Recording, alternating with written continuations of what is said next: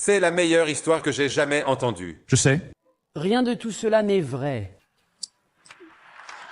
Quoi? J'étais juste énervé, tu sais, j'étais en colère. Un manoir à Miami Beach paraît une victoire, jusqu'à ce que tu réalises combien il doit être silencieux pour te sentir en sécurité. Au 5800 North Bay Road, les chiffres à eux seuls ressemblent à un défi. 10 769 pieds carrés de maison, 11 chambres, 10 salles de bain et 184 pieds de façade sur la baie de Biscayne. Se finissant sur un quai privé, comme si votre vie avait sa propre sortie, le luxe est évident. Un ascenseur dans une maison privée, car monter les escaliers semble trop public quand on est célèbre. Un bassin à carpe koi conçu pour contenir 6000 gallons, parce que même le calme est soigneusement orchestré à l'extérieur. Piscine de 18 mètres et jacuzzi intégré à la pierre de corail. Une surface qui garde la chaleur le jour et les secrets la nuit. Phil Collins n'a pas bâti cet endroit de rien. Il l'a acheté en juin 2015. Il a payé 33 millions pour un manoir autrefois possédé par Jennifer Lopez, immobilier de célébrité. Ce manoir change de main comme une ceinture de champion. Cet achat ne correspond pas à la douceur familière de sa voix à la radio. Ce côté requiert portail, eau et distance. Voici la première fissure dans cette image. Une si grande maison n'est pas faite juste pour le confort. Selon des documents juridiques relayés par la presse, Collins a décrit une vie domestique régie par des règles, des gardes et un sentiment d'exclusion de sa tranquillité. Le manoir a été mis en vente pour 40 millions, puis, selon les rapports, il s'est vendu autour de 39,25 millions en janvier 2021 au milliardaire du capital investissement Orlando Bravo. Même la sortie est cinématographique. Près de 40 millions qui passent à un nouveau propriétaire comme un témoin de relais. Victoire évidente sur le papier, mais la blessure fait partie de la conception. Si tu as besoin de cette séparation, c'est que le monde a cessé d'être normal autour de toi depuis longtemps. Phil Collins a débuté comme un jeune ambitieux à Londres, pas comme un homme derrière des grilles. Aucune place n'était laissée à la vie privée. Il est né le 30 janvier 1951 à Londres, en Angleterre. Dans ses mémoires, il décrit un début prometteur comme figurant à l'âge de 11 ans dans A Hard Day's Night. À peine une personne à l'écran, juste une partie de la foule qui gravite autour. Les récits biographiques des Beatles disent qu'il s'est formé à l'école de théâtre Barbara Speake, s'orientant vers la scène avant même d'être assez âgé pour comprendre le prix d'être vu. Devenir célèbre transforme la sécurité. De l'enfant de 11 ans, anonyme aux Beatles, à l'adulte ayant besoin d'un quai privé pour respirer. Pour comprendre son mode de vie, il ne suffit pas de compter les chambres, il faut voir ce qu'il garde près de lui. Son vrai garage, ce ne sont pas des voitures, c'est l'histoire avec des crocs. Le site officiel de l'Alamo présente la collection de Phil Collins comme des centaines d'objets, armes, reliques et documents originaux liés à l'Alamo et à la Révolution texane. History.com ajoute une image presque absurdement domestique. Collins gardait des artefacts dans le sous-sol de sa maison près de Genève, une archive privée cachée sous le plancher de sa vie de célébrité. Un rapport local décrit le don comme plus de 200 pièces, l'inventaire évoquant des accessoires de films de guerre, couteau Bowie, fusil de Davy Crockett, lettres de William B. Travis, uniformes et balles de mousquet. Les petites preuves métalliques d'un combat qui s'est terminé avant l'existence des caméras, dans une autre vie, ces objets resteraient derrière une vitre dans un musée que l'on visite une fois, puis qu'on oublie. Collins a vécu dans un entrepôt jusqu'à ce qu'il les rende, et l'obsession a enfin eu une adresse plus grande qu'un sous-sol. Le 26 juin 2014, il s'est joint au commissaire texan Jerry Patterson pour annoncer le don, transformant une archive privée en actualité publique. C'est une forme de mécénat et de préservation pour protéger des fragments fragiles du passé. À un autre niveau, c'est une fixation, une obsession amplifiée jusqu'à devenir une véritable infrastructure. Un rapport relate sa fascination d'enfance, née après avoir vu Davy Crockett de Disney. Une étincelle de culture pop devenue une soif insatiable d'authentiques artefacts derrière le mythe. Des années plus tard, il l'a documenté dans un livre de table basse publié en 2012 épais de 416 pages, intitulé « L'Alamo et au-delà ». Le parcours d'un collectionneur. 416 pages, ce n'est pas un simple intérêt, c'est de la dévotion. À l'été 2014, l'archive privée du sous-sol est devenue un acte public, déclare l'État de l'Alamo. Phil Collins a donné la collection au Texas General Land Office, selon History.com. Il a même payé les frais d'expédition pour déplacer les artefacts de la Suisse au Texas, un geste à la fois logistique, concret et à l'échelle de l'océan. L'Alamo n'a pas seulement stocké le don, il a créé des expériences autour.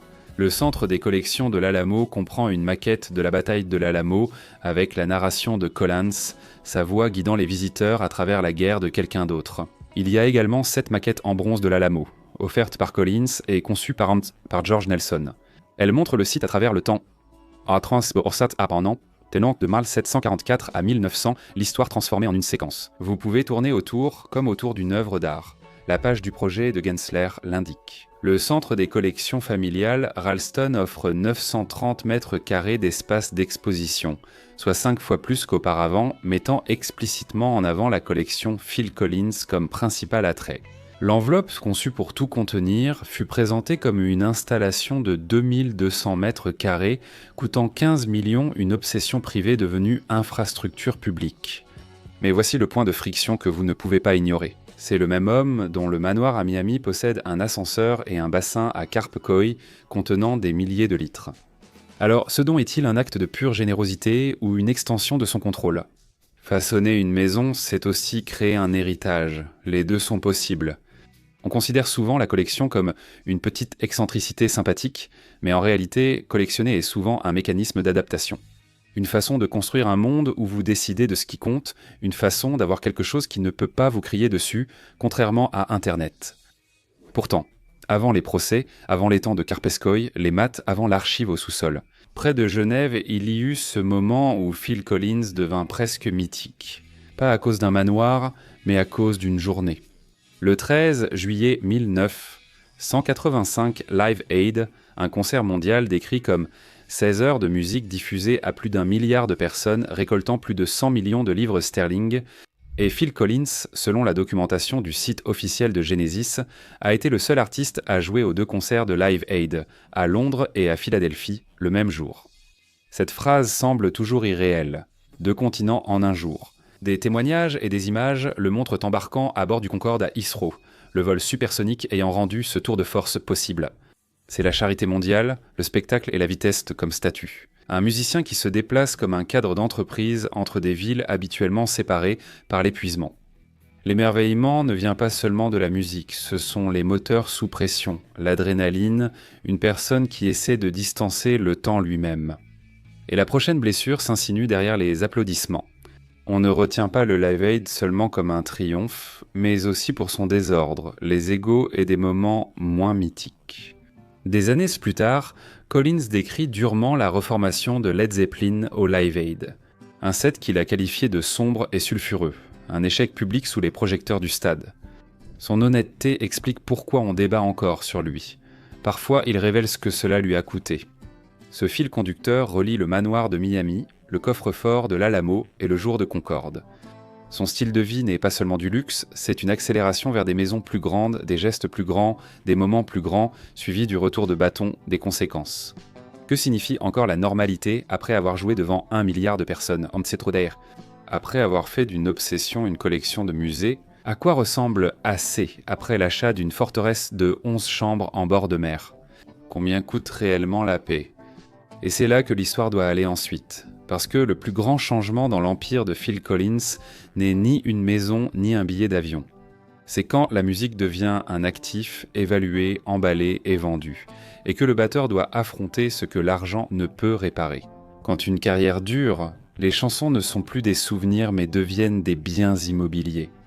En 2022, Concorde a annoncé l'acquisition des œuvres musicales et enregistrements de Phil Collins, Tony Banks, Mike Rutherford, ainsi que leur part du catalogue de Genesis. Les reportages autour de l'accord ont estimé la valeur à plus de 300 millions, un chiffre tellement énorme. Ça ne ressemble plus à de la musique, mais plutôt à de la finance. Rien qu'au Royaume-Uni, les classements officiels lui attribuent 3 singles numéro 1 et 13 titres dans le top 10.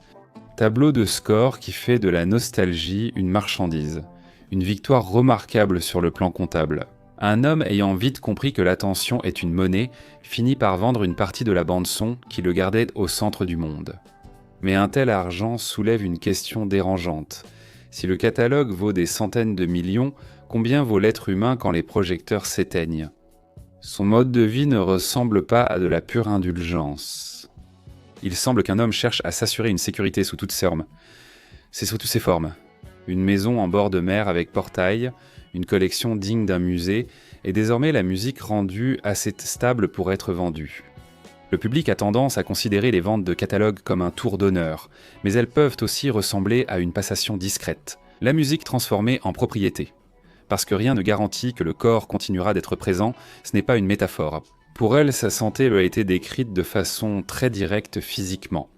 Mains, jambes, lésions nerveuses, opérations et ce genre de limitations qui transforment la batterie en une lutte contre sa propre anatomie. Avant que la facture du corps ne tombe. Il y a la retraite écossaise. Sur l'île de Meule se situe Pennygale, une propriété liée à Genesis. Les rapports la décrivent comme un manoir de 9 chambres acheté en 1985 par Collins, Tony Banks et Mike Rutherford, entouré de près de 5 hectares et offrant une vue sur le Loch Scridan, un lieu censé être privé, balayé par les vents, loin du bruit. Mais les bâtiments sont en danger.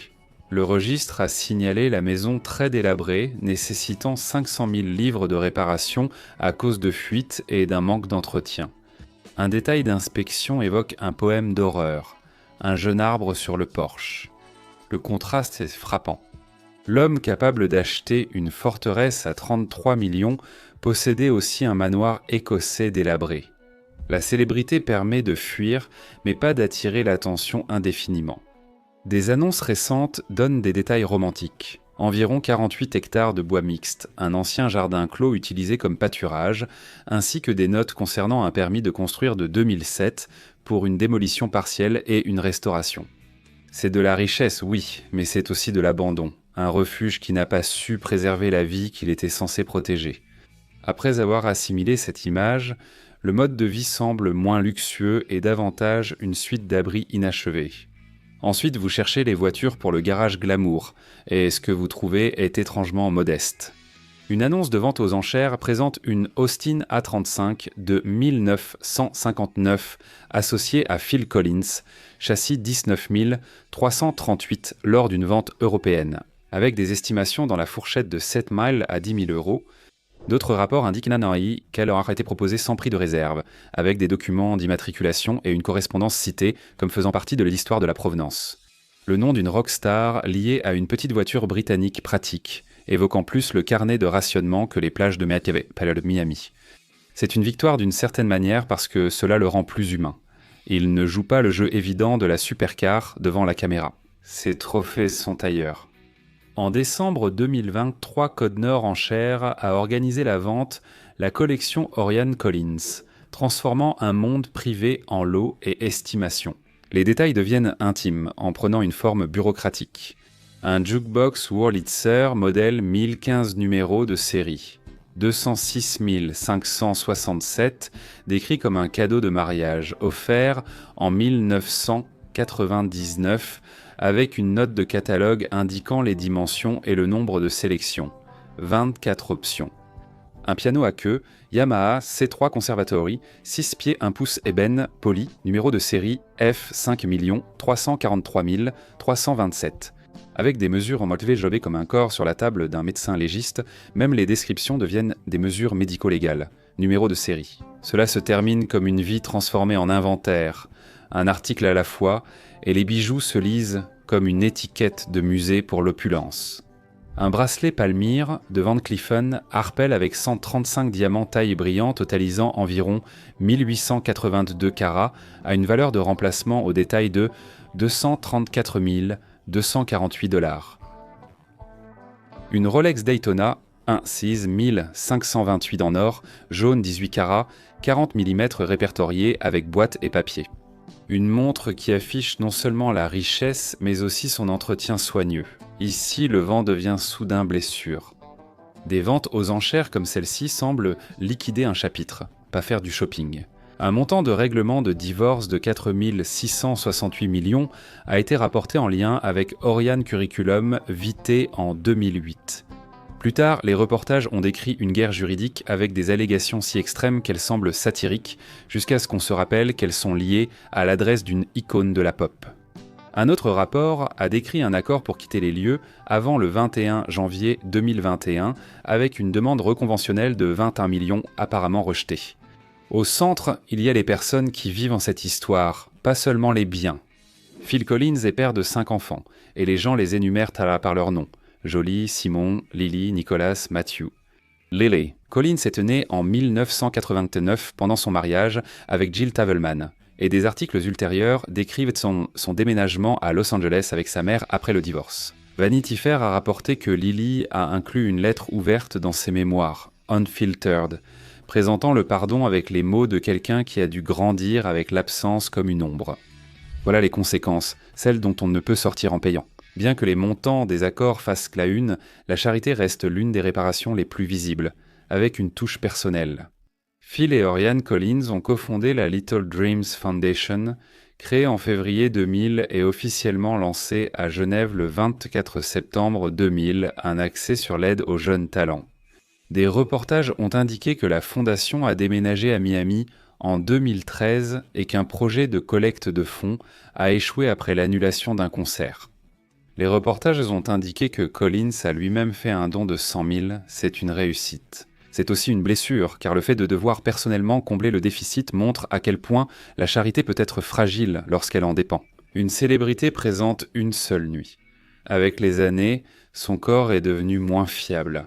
La plus cruelle des ironies, c'est que ce qui a fait de lui Phil Collins à la batterie est aussi ce qui l'a éloigné de lui-même.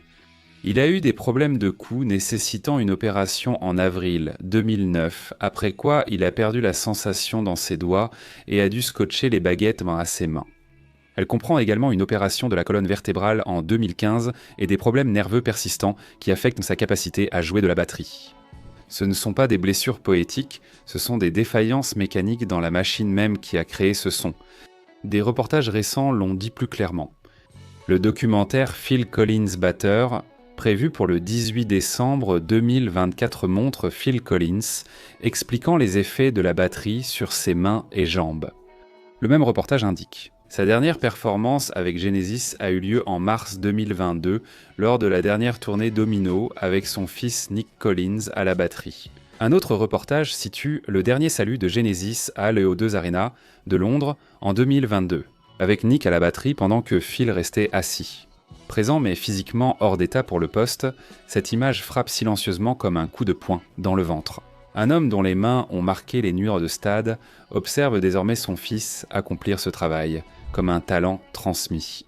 Quand le corps se retire, le spectacle passe de la vitesse et des stades à la permanence. Les archives des Oscars montrent que Phil Collins a gagné l'Oscar de la meilleure chanson originale à la 72e cérémonie en 2000 pour You'll Be in My Heart du film Tarzan.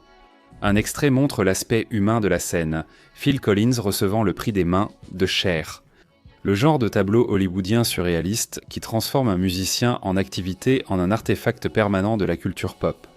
Et pourtant, même dans sa propre voix, le prix à payer ne cesse de se manifester. Les gens ont rapporté que, dans ses mémoires, il a raconté comment l'alcool l'a mené en soins intensifs en Suisse et résumé son alcoolisme par une conclusion sombre. Il m'a fallu attendre l'âge de 55 ans pour devenir alcoolique. Un autre rapport le cite disant « J'ai été malade, je veux dire très malade », dans le contexte où il n'avait pas la motivation de faire de la nouvelle musique. Et un autre rapport a décrit une hospitalisation liée à la récupération d'une opération du genou, avec un représentant niant complètement les rumeurs de soins palliatifs, tout en évoquant des problèmes comme le pied tombant après une opération du dos. Donc l'histoire change encore une fois. Le catalogue vaut plus de 300 millions, les biens sont détaillés jusqu'au numéro de série et au carat. Les récompenses durent, mais le corps est limité et l'histoire familiale complexe. Même la maison achetée pour se sentir en sécurité peut devenir une zone de guerre. Avec du recul, ce mode de vie paraît tragiquement symétrique. Un enfant acteur qui comprend tôt que la visibilité donne du pouvoir devient un musicien mondialement célèbre dont la vie entière est exposée. Maison, divorce, collection, vente, opération. Il a cherché l'intimité avec des terrains au bord de l'eau et des quais privés et la permanence par des dons au musée et des maquettes en bronze. Il a essayé de construire la stabilité en vendant la musique elle-même et d'une certaine manière, la seule chose qui n'a jamais cessé de fonctionner, c'est l'art. Toujours en train de jouer, toujours en train de rapporter, toujours en train de raisonner, longtemps après que les mains du batteur ont commencé à faiblir. C'est peut-être cela, au fond, le vrai style de vie de Phil Collins. Ni le manoir, ni les montres, ni le jour du Concorde. C'est ce marché difficile, transformer ta vie privée en monnaie publique juste pour que la musique survive assez longtemps pour te survivre.